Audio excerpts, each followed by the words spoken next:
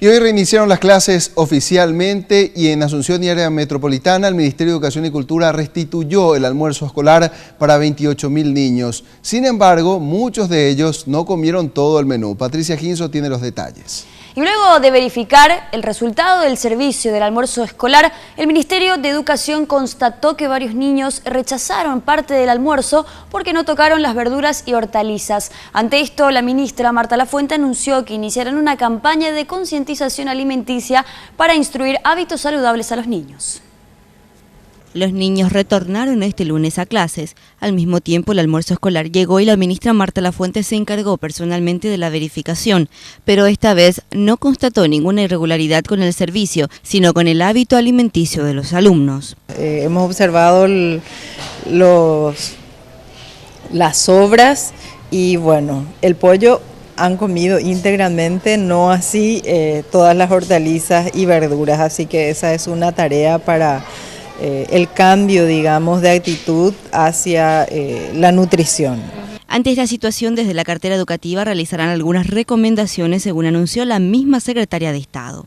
Por supuesto, tienen que trabajar en ciencias de la salud, tienen materias al respecto y bueno, tendrán que reflexionar y trabajar sobre eso, así que eso estábamos dialogando con las nutricionistas, que hace falta incentivar ese trabajo porque no hay que comer solo lo que es rico, sino lo que alimenta. Nutricionistas que realizan el seguimiento a la alimentación de los menores instan a los padres de familia a insistir con la alimentación balanceada, recordar la importancia y los beneficios de las verduras y hortalizas. Todas las frutas y las verduras ayudan al niño a elevar su inmunización, ¿verdad?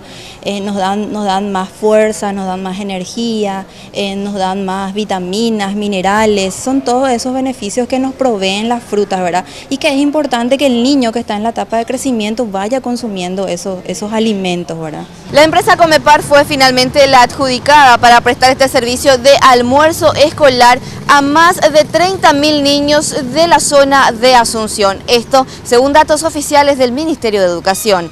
Esto mediante un llamado a licitación por la vía de la excepción, luego de registrarse inconvenientes en el concurso anterior. De esta manera, dicha empresa prestará este servicio por 45 días. Mientras tanto, la cartera educativa iniciará otro proceso licitatorio para el almuerzo escolar, tanto para los últimos meses de este año lectivo como también para el 2015.